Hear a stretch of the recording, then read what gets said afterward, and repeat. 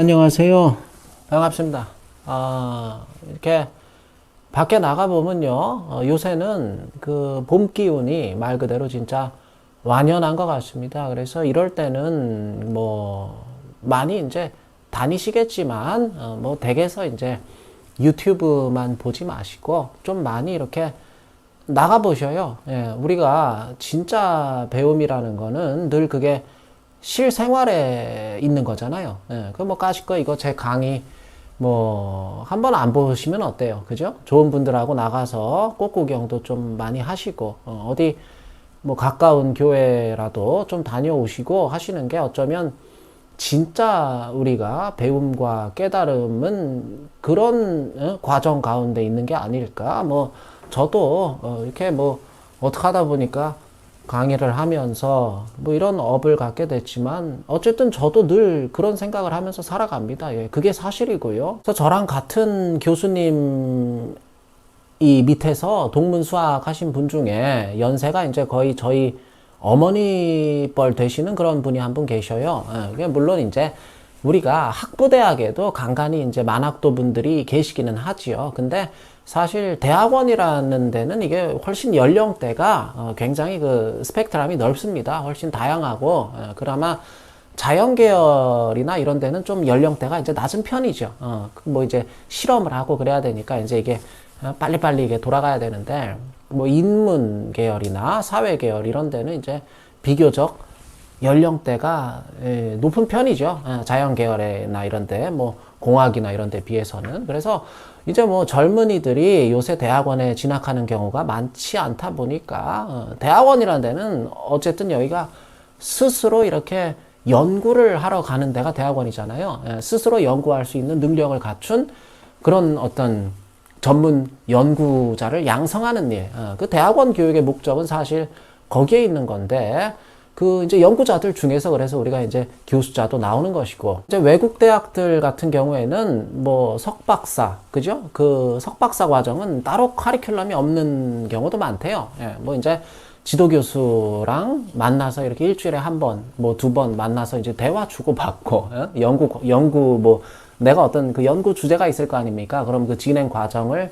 뭐 같이 지도교수랑 같이 스크리닝하고, 그러다 이제 지도교수가 오케이 너 뭐 이제 그 퀄리파이가 자격이 된다 그러면 이제 학위 논문 이제 써서 졸업하고 이제 그래서 이제 그 이제 PhD라는 게 이제 이거를 다 사실은 받기 위해서 요새 그렇게 이제 박사 공부를 하고 그러는 목적이 사실 요새는 여기 있다고 봐야죠. 이제 뭐 내가 뭐 위대한 학자가 되고 그런 건 이제 다 추후의 일이고 이제 사실은 이 근본적인 목적은 이 PhD 이걸 이제 취득하는데 있는 건데, 그러니까 이제 유럽 국가들이 대체로 그런 커리큘럼이 없는 그런 이제 석박사 교육 방식 그런 걸 이제 채택을 한다 그러더라고요. 그래서 뭐 저도 이제 유럽에서 공부한 건 아니니까 이제 저도 들은 얘기인데 그 인디펜던트 스터디라 그래서 말 그대로 이게 그 자율학습이죠. 인디펜던트 스터디.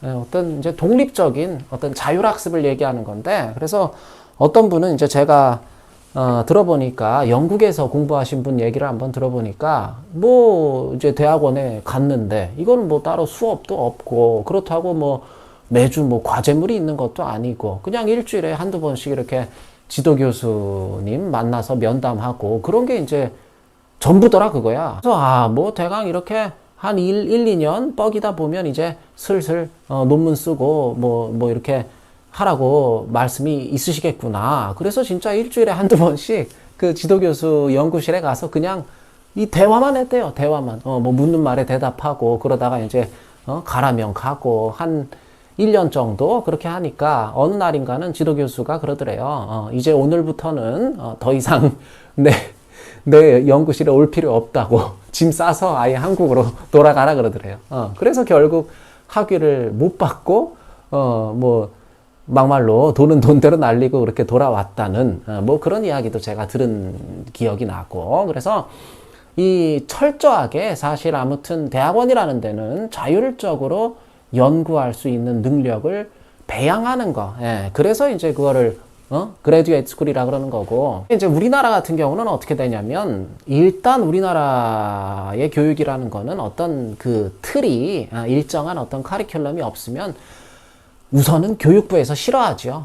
이제 그 관료 사회라는 게 전부 이제 특히 우리나라 같은 경우는 거반이 이제 문서 행정이기 때문에, 근데 아무튼 제가 왜 갑자기 이런 말씀 드리고 있는지 모르겠는데, 그래서 그 우스갯소리로 원래 이제 연구 능력이 있죠. 연구할 수 있는 그 능력이 제일 뛰어난 연령대는, 진짜 지도교수가 하라는 연구가 아니라 내가 하고 싶은 연구, 정말 내가 원해서, 내가 뭐 다 주제부터 선정을 해서 내가 하고 싶은 연구도 감히 어떻게 엄두를 한번 내볼 수 있는 그런 연령대는 사실 20대 미혼의 싱글의 솔로인 분들이 사실 연구 능력은 제일 출중한 게, 그런 분들이 사실 연구 능력은 이거죠. 그 엄연한 현실이고, 이게. 이때는 진짜 막 막 철학과 그냥 막 사학과 이런 데서 막 학위 논문 막 200페이지 넘는 뭐 그런 것도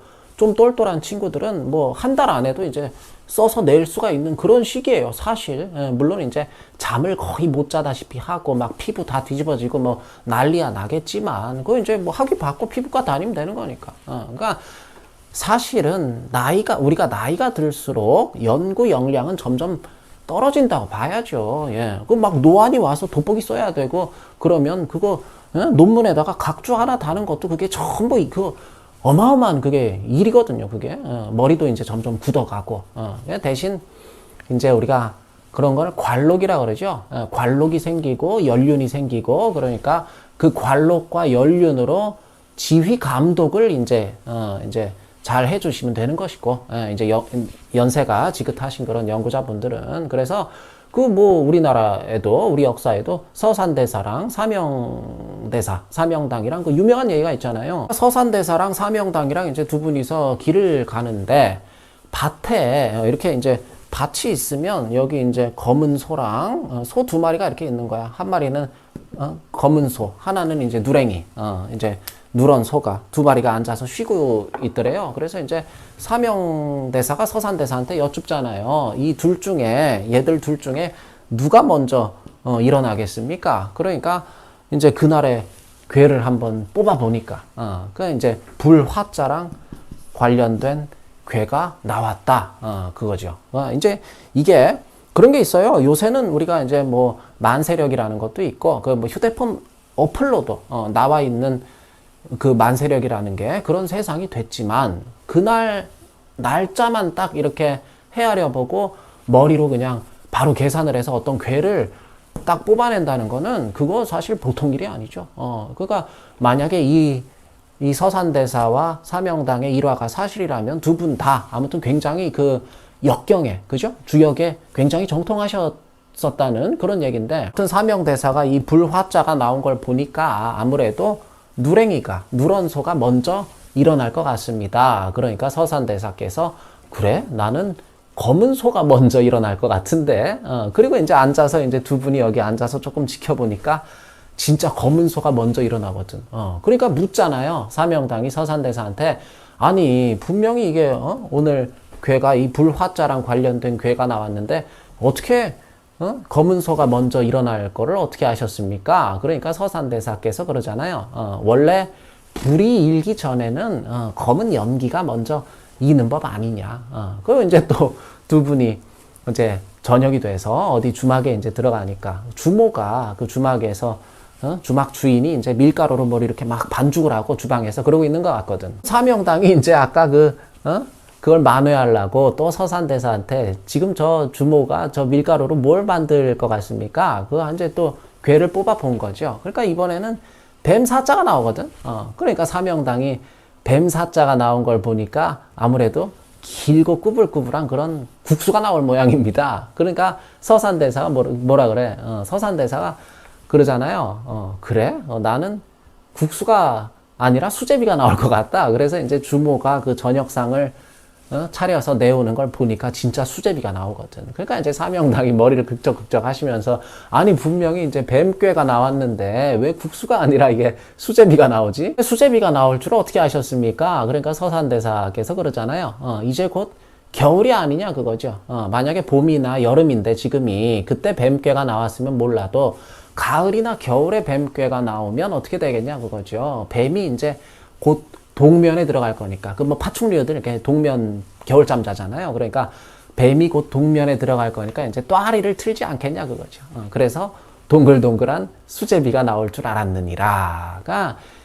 이런 게 이제 그 서산대사의 그 어떤 그런 게 이제 이런 걸 우리가 연륜이라 그러죠. 연륜이라고. 그러니까 서산대사랑 사명당이랑 두 분이 이제 연세가 나이 차이가 한 20몇 살 나요. 한 24살 나나? 그건 두 바퀴가 돌아요. 그렇게. 그러니까 사명당이 이제 이게 머리 자체는 이게 훨씬 빠릿빠릿하긴 한데 서산대사한테는 또 이제 연륜이 있으셨던 것이고, 저도 이제 봄바람이 불어오고 뭐 이제 봄바람이 든다 그래야 되나? 그래서 이제 맨 이제 강의는 하기 싫고 막 놀고만 싶고, 그래서 이렇게 엉뚱한 말씀을 좀 길게 드렸는데, 아무튼 다시 돌아와서 저랑 그 아까 무슨 얘기 저랑 동문 수학하신 분 중에 이제 연세가 저희 어머니 뻘 되시는 분이 계시다 그랬잖아요. 그래서 제가 작년에 이제 6월 달에 우리 애가 태어나니까 이분이 정말 뭐 저는 뭐 생각지도 못하고 있었는데 전화가 저한테 오셔서 무슨 말씀을 하시냐면, 내가 우리 재갈 선생한테 애기 유모차를 좀 한 대 선물해 드렸으면 좋겠다고 하시면서, 근데 이제 어떤 유모차를 우리가 살지를 잘 모르시니까, 그러니까 계좌를 좀 알려달라고, 계좌를 알려주시면 이제 내가 100만 원을 붙이겠습니다 그러세요. 전화가 오셔서. 이게 100만 원이라는 게 모르겠어요. 이제 뭐 이것도 상대적인 것이지만 어쨌든 저한테 있어서 100만 원이라는 게 이게 작은 돈이 아니잖아요. 100만 원이라는 게. 근데 저한테 굉장히 큰 돈이거든요. 그리고 이제 단순히 액수를 떠나서 그 어떤 마음이, 그죠? 그 보내주시는, 애기 낳았다고 그렇게, 동문이라고 유모차를 이렇게 사라고, 그렇게 뭘 보내주시는 분의 그 마음이라는 게 저한테 있어서는 정말 그게 뭐, 어떻게, 액수로, 값으로 환산이 안 되는 정말 그게 귀하고 소중한 마음이잖아요. 예, 그래서 제가 순간 고민을 하다가, 그때 이제 문득 그 거미 여인의 키스라는 소설에서 언젠가 읽었던 그 한 대목이 떠오르더라고요. 예,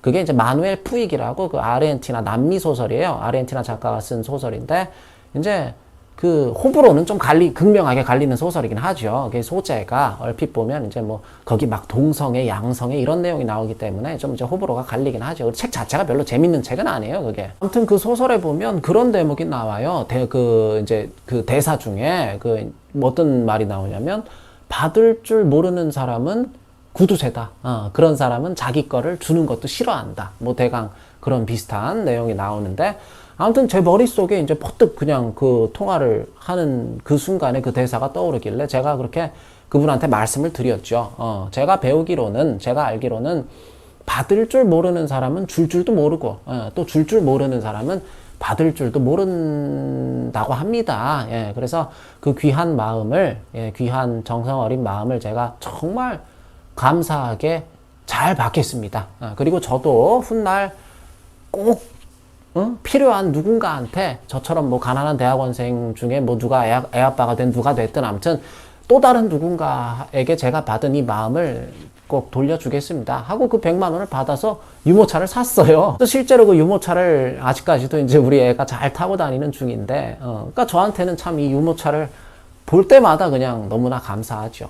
근데 제가 드리고 싶은 말씀 중요한 게 뭐냐면, 저한테 그 유모차를 선물해 주신 분이 저랑 동학이라 그랬잖아요. 스승님이 같은 거죠. 근데 이 스승님이, 그분과 제 스승님이 어디 이제 저희 집 가까운 데서, 저기 미아동 어디서 강연을 하신다 그러길래 제가 간만에 이제 선생님 얼굴도 뵐 겸, 뭐 집도 가깝고 하니까 멀지 않으니까 이제 마땅히 찾아뵙는 게 또 그게 예절인 것 같고, 그래서 그 강연하시는 강연장애를 제가 찾아갔어요. 어떻게 이제 신청을 해서. 그래서 가서 이제 강연을 잘 듣고 밖에 이제 나와 보니까, 그 복도에서 이제 우리 선생님이 책을 이제 책을 팔고 계시더라고. 책을 판다 그래야 되나? 아무튼 이제 그 강연에 오신 분들 중에 그 우리 선생님 책을 구매하고 싶은 분들한테 이렇게 책 사실 분들 사시고 이렇게 즉석에서 거기 사인도 해주시고 이제 앉아서 그러고 계시더라고요. 저도 쫄래쫄래 이제 가서 내가 이제 지갑에서 그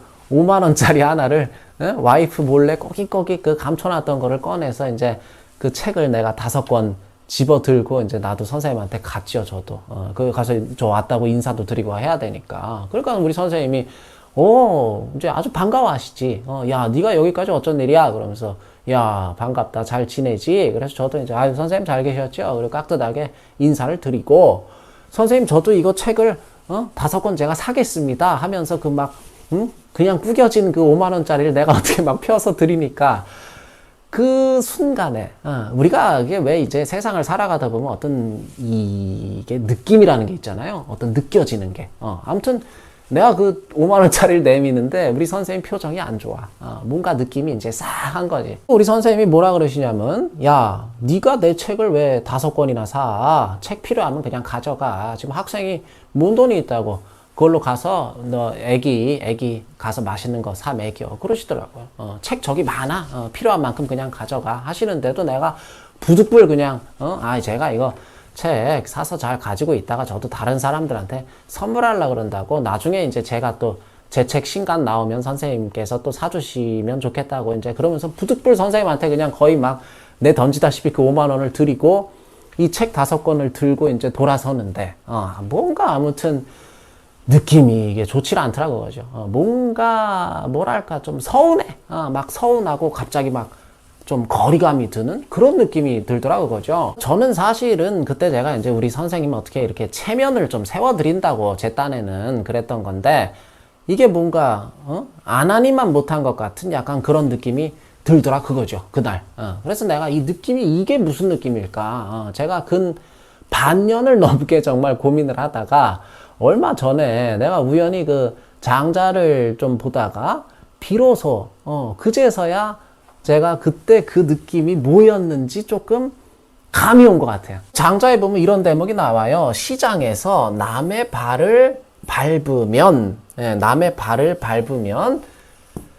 그 즉시 그 자리에서 함부로 이렇게 주의하지 않아서 잘못한 것을 사과한다 그거죠. 우리가 막 북적북적한 시장에 가서 내가 이제 실수로 남의 발을 밟으면 아유 죄송합니다. 이거 제가 그냥 부주의해서 실례했습니다. 그러고 바로 사과를 한다 그거지. 근데 예컨대 내 형의 발을 밟았다 그거야. 우리 형, 친형. 그러면 그런 경우에는 그냥 아이쿠야, 뭐 이 정도, 아이쿠야, 형 미안해. 뭐 그냥 요 정도 소리만 내고 만다 그거야. 그리고 그보다 더 친한 사이면, 아주 크게 친한 사이면 어떻게 되냐면 사실은 별 말도 특별한 반응을 하지 않을 수도 있다 그거죠. 이거 잘 생각을 해보세요. 우리가 시장에 갔는데 그런 경우가 실제로 많잖아요. 우리가 이제 이렇게 친구랑 걸어가다가 친구 발을 밟게 되는 경우도 있고 뭐 그런 경우도 있는데 생판 모르는 남의 발을 밟으면 우리가 그냥 막 고개를 조아리고 사과하고 그러지만은 우리 형 발을 밟았을 때는 그냥 아이쿠 이거 소리 정도만 내고 말고 그보다 이제 더 크게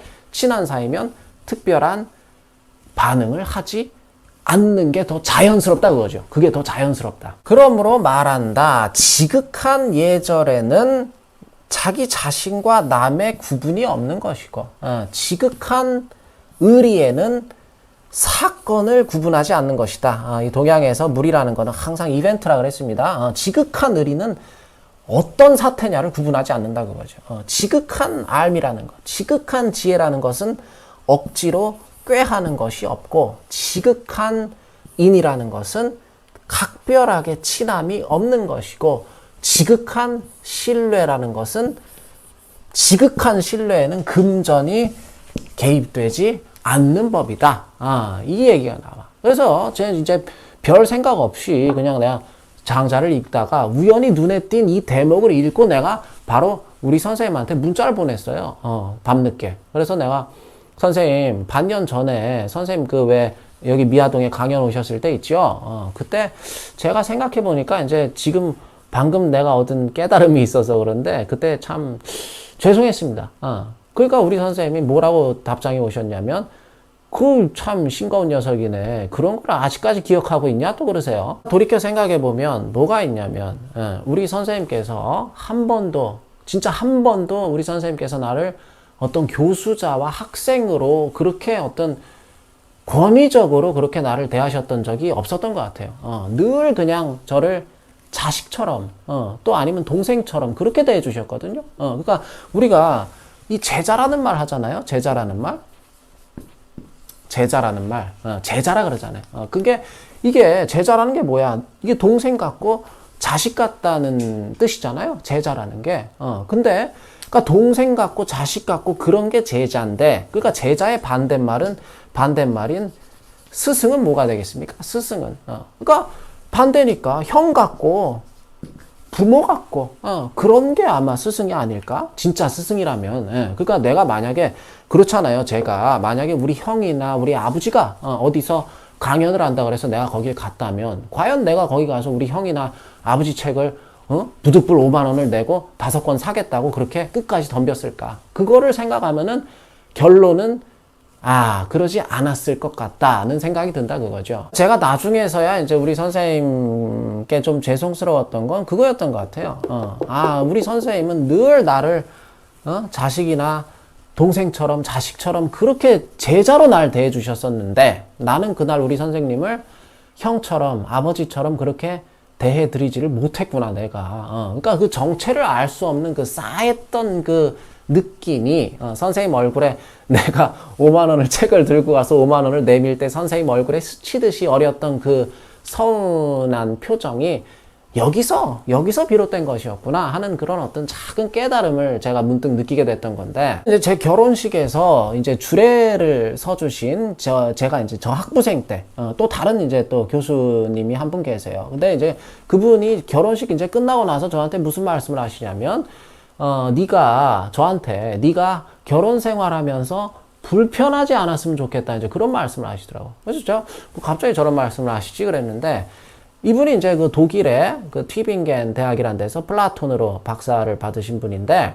언젠가 저한테 이제 저 학부생 때 저한테 그런 말씀을 하시더라고요. 그러니까 당신 동기들 중에서 그 독일이니까 거기 이제 유럽 애들이 많았다 그거지. 그러니까 동기들 중에 이제 뭐 불란서 애들도 있고 뭐 어디 이태리 애도 있고 뭐 독일 사람도 많고 아무튼 독일이니까. 근데 당신께서는 그 동기들하고 다 같이 이렇게 공부하고 할 때 늘 이제 지도 교수님 방에 들어가거나 그럴 때면은 우리 동양 사람들은 굉장히 우리 동양 사람들이 특히 우리 한국 사람들이 뭐 예절이나 이런데 굉장히 그 민감하잖아요. 우리가 사실.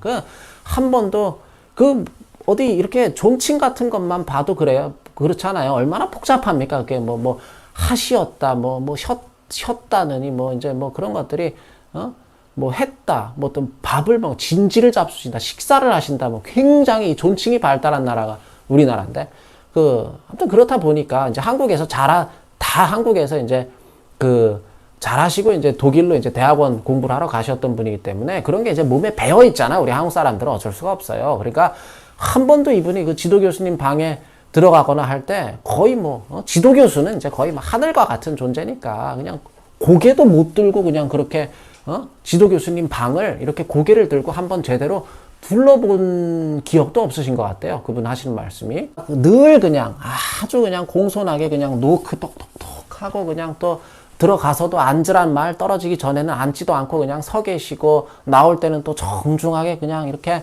인사하고 90도 절하고 그렇게 나오시고 그랬단 거지 당신께서. 근데 유럽 애들은 특히 불란서 애들 있죠. 프랑스. 굉장히 자유분방하잖아. 그러니까 걔들은 자기 지도교수한테 가서 오 닥터 밥은 먹었어? 하면서 지도교수 방에 그냥 지방처럼 휙휙 문 열고 들어갔다 나왔다 하고 어깨에 손도 어깨 동무도 하고 장난도 쪼크도 하고 그런 모습이 당신한테는 그 당시에 그게 굉장히 어떤 문화 충격이었는데 지금 이제 이분도 이제 연세가 드시고 한국에 돌아와서 당신이 이제 교수자가 되시고 난 그 다음에 생각해 보니까 그 독일 지도 교수님하고 나도 그때 좀 더 친하게 지낼 걸.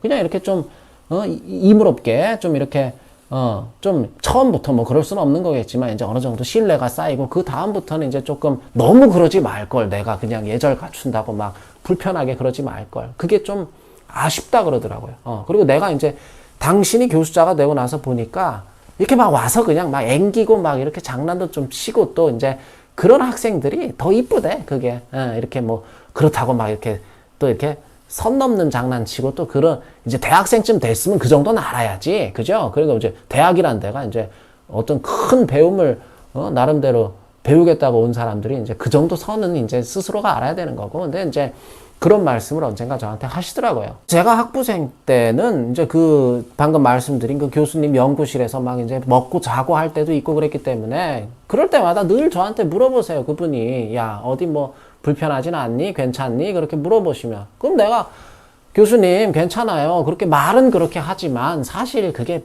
불편하죠.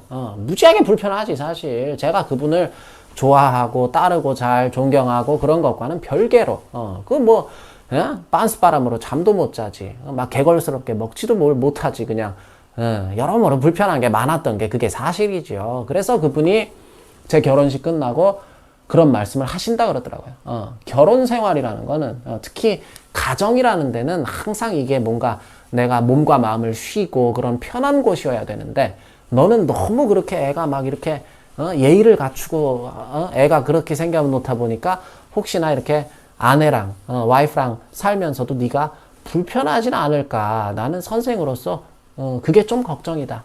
그런 말씀을 하시더라고요. 당신께서도 약간 그런 편이셨다 보니까 제자만큼은 불편하게 살지 않았으면 좋겠다 싶은 이제 그런 선생님의 마음이 참 뭐랄까 굉장히 따뜻하잖아요. 따뜻함이 있잖아요. 그래서 아무튼 제가 오늘 드리고 싶은 말씀은 제가 언젠가도 말씀을 드린 적이 있지만 우리가 예컨대 산에 갔다 그거야. 산을 타다가 내가 진짜 막 물을 놓고 왔어. 그래서 막 목이 타서 죽을 지경인데 그때 우연히 마주친 누군가 나한테 정말 물을 한 잔 건네줬다 그거죠. 시원한 물을. 그러면 어떻게 돼 우리가? 그냥 이제 막 목이 타니까 벌컥벌컥 그냥 그 시원한 물을 마시고 아이 참 감사합니다. 정말 감사하게 잘 마셨습니다. 여기까지 하면 사실 되는 거잖아. 그게 사실 참 굉장히 심플한 거잖아요. 근데 예컨대 그 나한테 내가 그렇게 공경에 빠져 있을 때 나한테 물 건넨 사람한테 내가 부득불 그거를 보답하겠다고 다음 날부터 나도 그냥 물통 이빠이 싸들고 그냥 그 사람 찾겠다고 어떻게든 나한테 물 준 그 당사자한테 보답을 하겠다고 온 산을 헤집고 다니기 시작하면은 그거는 약간 넌센스다 그거죠. 산에 갈 때는 이제 충분한 물을 좀 잘 챙겨서 들고 다녀야겠다 하고 이제 배웠으면 언젠가 나도 누군가 물이 없어서 그렇게 예전에 과거의 나처럼 힘들어하는 또 다른 누군가를 마주치게 되면 그때 내가 물을 건네 받았듯이 시원한 물 한 잔을 그 사람한테 건넬 수 있다면 어쩌면 그로서 족한 게 아닐까. 과연 나한테 그 물 준 사람이 나도 그 물 한 잔을 어떻게든 꼭 갚겠다고 자기를 찾아서 온 산을 헤매고 다니는 것을 과연 그 사람이 달가워할까. 이제 뭐 그런 생각도 들고. 그래서 참 요새는 제가 요새는 좀 뭐랄까 이게 감사한 게 많아요. 참 감사한 게. 예. 그게 뭐 어떤 꼭 종교적인 맥락에서 내가 뭐 하느님 감사합니다. 뭐 이런 감사라기보다는 참 제 인생을 이렇게 돌이켜 보면은 감사한 분들도 많이 계셨던 것 같고, 예. 지금도 많이 계시고, 또 정말 감사한 순간들도 너무나 많았고, 제가 뭐 술 먹고 막 그렇게 진짜 나중에는 이제 제가 술 마시고 거의 이제 먹었다 하면은 이제 이게 필름이 나가니까 정말 위험한 상황들이 많았을 수 있는 거거든요. 근데 참 감사한 순간들도 많았던 것 같고. 우리가 아까 여기 장자에 나오잖아요. 시장에서 남의 발을 밟으면 우리가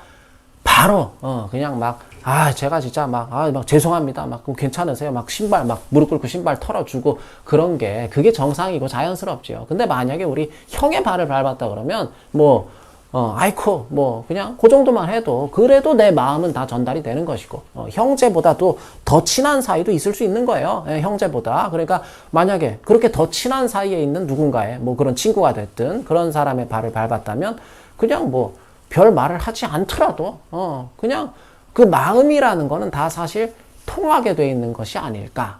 굳이 우리가 말로 막 감사합니다를 뭐 수백 번 반복하고 어떻게든 나도 똑같은 비등비등한 비례할 수 있는 무언가로 그 비슷한 무언가로 보답을 반드시 하려고 그렇게 하는 게 과연 그것만이 능사일까? 뭐 보답하려는 마음은 너무나 아름다운 마음이지만 과연 그것만 능사일까 하는 생각이 든다 그거죠. 그래서 진짜 감사라는 거는 약간 그런 것 같아요. 내가 감사하고자 하는 그 대상의 뜻을 우리가 진짜 그 뜻이 무엇인가를 잘 헤아려 줄 수 있는 거. 그래서 저희 애기한테 유모차 사준 선생님께서도 그렇잖아요.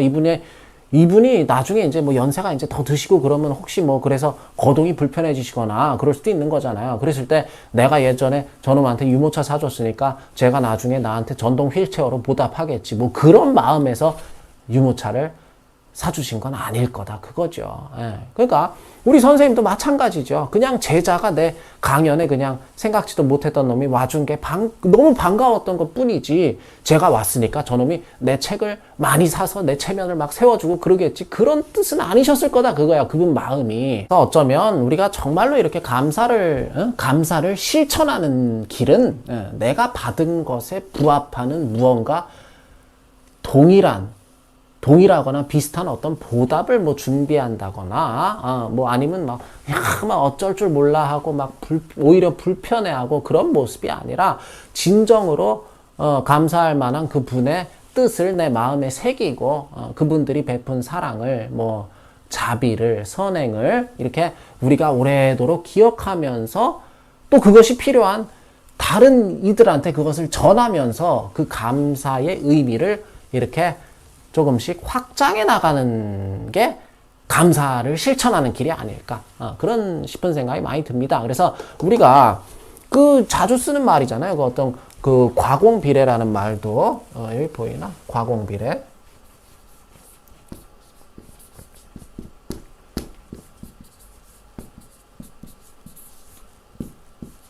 과공비례다. 이거 자주 쓰는 말이잖아요. 어떤 이 지나친 공소는 얘가 아니다.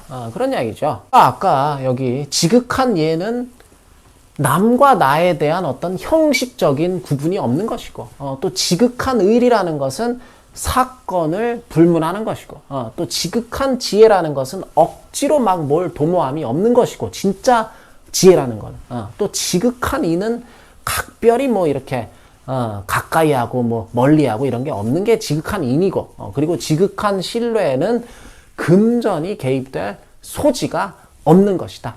그리고 지극한 감사에는 특별한 어쩌면 보답이 없는 것이고, 또 다시 지극한 베풀매는 특별히 바라는 것이 없는 것이다.